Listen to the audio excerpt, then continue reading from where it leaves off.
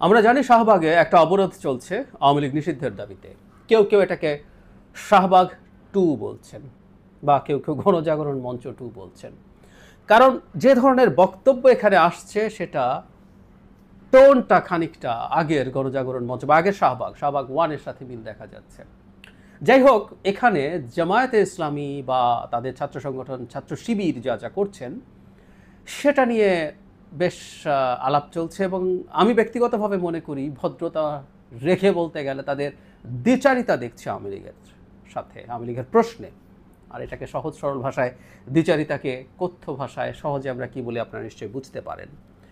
কেন বলছি, গতকাল ভীষণ সরব উপস্থিতি দেখা গেছে জামায়াত এবং শিবিরের লোকজন গান গাইছে, সেই গান গাইতে গাইতে তারা ওখানে অবস্থান করছেন, সেটার ভিডিও এসছে। ডক্টর শফিকুল ইসলাম মাসুদ মানে খুবই বড় জামায়াত নেতা, তিনি সেখানে যোগ দিয়েছেন। অবশ্য বলা হচ্ছে তিনি নাকি ব্যক্তি হিসাবে সেখানে জয়েন করেন। কিন্তু আগে একটু জামায়াতের অফিসিয়াল অবস্থানটা যদি একটু পড়ি, যে আওয়ামী লীগ নিষিদ্ধের প্রশ্নে জামায়াতের ইসলামের সহকারী সেক্রেটারি জেনারেল হামিদুর রহমান আজাদ সময়ের আলোকে বলেন, কোনো দল নিষিদ্ধ করতে চাইলে দেশের আইন আদালত আছে, সরকার আছে, তাদের যদি মনে হয় কোনো দল সন্ত্রাসী ভূমিকা আসলে তাকে নিষিদ্ধ করতে পারে। আমরা নিষিদ্ধ চাইবো কেন?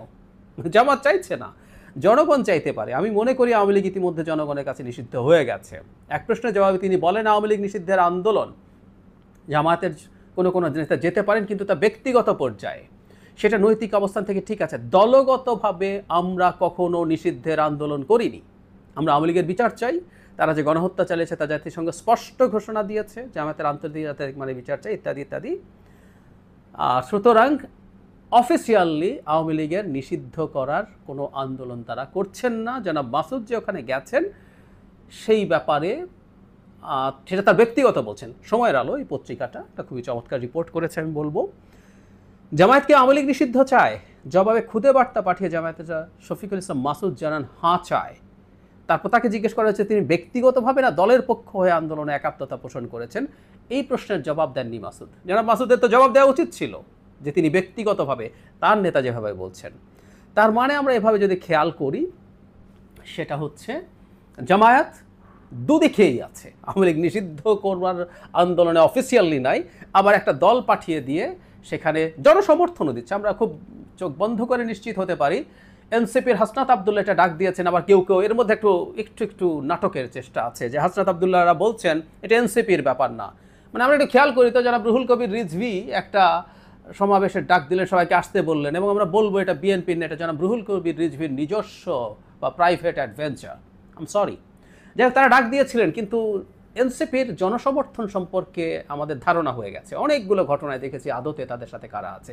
সো যে কিছু মানুষ এখানে দেখা যায় তারা মূলত জামায়াত এবং অন্যান্য আরও ফার রাইট ইসলামিস্ট যে শক্তিগুলো আছে তাদের। সুতরাং তারা আসলে ওখানে গেছেন এবং আনঅফিসিয়ালি তাদেরকে যেতে বলা হয়েছে বলে আমি মনে করি। আবার এদিকে অফিসিয়ালি বলছেন তারা এটার আন্দোলন করছেন না। জামায়াতের দ্বিচারিতা আওয়ামী লীগ নিয়ে এটাই প্রথম না। আমরা স্মরণ করব, এটাকে আমি জামায়াতের একটা অমার্জনীয় অপরাধ বলে মনে করি। জাতিসংঘের মানবাধিকার বিষয়ক হাই কমিশন যখন আওয়ামী লীগের এই বিভৎসতার, মানবতা বিরোধী অপরাধের তদন্ত করতে আসে, তখন তারা তাদের রিপোর্টে স্পষ্টভাবে বলছেন বিএনপি এবং জাতীয় পার্টির টপ অফিসিয়ালস অনেকের সাথে তারা কথা বলেছেন, কিন্তু তারা জামায়াত এবং শিবির কারোর সাথে অফিসিয়ালি যোগাযোগ করে কোনো রেসপন্স পাননি। তারা আনঅফিসিয়ালি কিছু লোকের সাথে কথা বলেছেন। এটা নিয়ে জামায়াত বলছে তাদের সাথে নাকি যোগাযোগ হয়নি। আমরা খুব ভালো মতো বুঝি আসলে কি হয়েছে। এটা মিলবে জামায়াত আমির, মানে উনি লন্ডনে গিয়েছিলেন, লন্ডনে গিয়ে তিনি বলছেন, আমি একটু পড়ি। জনাব শফিকুর রহমান বলেন, এই তারিখটা হচ্ছে 14 নভেম্বর 2024। আমরা ইউনাইটেড বাংলাদেশ গড়তে চাই। আমি বারবার ফ্যাসিজম আর ফ্যাসিস্ট বলা পছন্দ করি না, কারণ ওরাও তো আমাদের পরিবারের সদস্য, রাজনৈতিক পরিবারের সদস্য। আওয়ামী লীগ সম্পর্কে তিনি বলছেন। তাহলে কি দাঁড়ালো? আওয়ামী লীগ প্রশ্নে তারা সব কিছু করবেন, সব দিকে করবেন। জামায়াত সম্পর্কে এই আলোচনা আসলে আছে, তারা বিভিন্ন জায়গায় বিভিন্ন ক্ষেত্রে বিভিন্ন রকম পকেট তৈরি করে। এটা সাংগঠনিক পকেটও আছে, অনেকগুলো দল আছে যেগুলোকে অ্যাপারেন্টলি মনে হয় জামায়াতের খুব বিরোধী, কিন্তু তারা জামায়াতেরই ছোট একটা অংশ কিনা সেই আলাপ আছে। এক্স শিবির বলে একটা বর্গ তারা তৈরি করেছেন যেটা আদতে শিবির। সো এরকম নানানভাবে তারা নানান জায়গায় নানান গ্রুপ দল তৈরি করেন, যেটাকে যেখানে যেভাবে প্রয়োজন সেভাবে ব্যবহার করেন, এবং তারা এমন কিছু কাজও করেন যাতে তাদের অবস্থান বোঝা কঠিন হয়। যখন আওয়ামী লীগ প্রশ্নে অবস্থান আসবে তখন বলবে, হ্যাঁ আমরা তো শাহবাগে গিয়েছিলাম, আমরা তো ওখানে শিবিরের ছেলেরা গান গেয়ে এটা করেছে, ডক্টর শফিকুল ইসলাম মাসুদের মতো সিনিয়র মানুষ গেছেন, ওখানে থেকেছেন, ওনার সাথে লোকজন গেছে। আবার যদি বলা হয় আপনারা এখানে গেছেন কেন, কোনো দিন যদি পরিস্থিতি খারাপ হয় সেদিন বলবে এই যে আমাদের অফিসিয়াল স্টেটমেন্ট আছে, আমরা তো ওখানে দলগতভাবে যাইনি, কেউ তার ব্যক্তিগত পর্যায়ে যেতে চাইলে তো যেতে চাইতেই পারে, এসব কথাবার্তা বলা যাবে। এ এক অদ্ভুত দ্বিচারিতা। এবং আমরা শেষ পর্যন্ত এখন এটা দেখলাম যে এই শাহবাগের স্লোগান হচ্ছে গোলাম আজমের বাংলায় বা নিজামীর বাংলায় আওয়ামী লীগের ঠাঁই নাই। এই স্লোগানও হচ্ছে, এই স্লোগান দেয়া হলো গণজাগরণ মঞ্চে যে রকমভাবে দেয়া হতো মুজিবের বাংলায়, ঠিক একই রকম এখন স্লোগান হচ্ছে এখানে। এবং এই প্ল্যাটফর্মটা তৈরি করা হয়েছে এনসিপির পক্ষ থেকে। এনসিপির সেই প্ল্যাটফর্মে এসে জামায়াত আজকের বাংলাদেশে এসব করছে। একটা প্রশ্ন তুলে রাখবো, গণজাগরণ মঞ্চ অনেক অন্যায় করেছে, অনেক ফ্যাসিজমের পথ খুলে দিয়েছে, আমরা এগ্রি করি।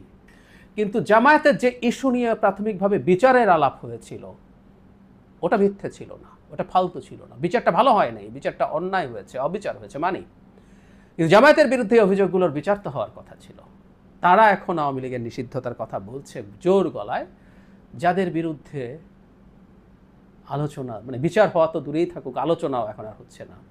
একটা কথা মনে রাখা দরকার, জরুরি, সেটা হচ্ছে ফৌজদারি অপরাধ তামাদি হয় না।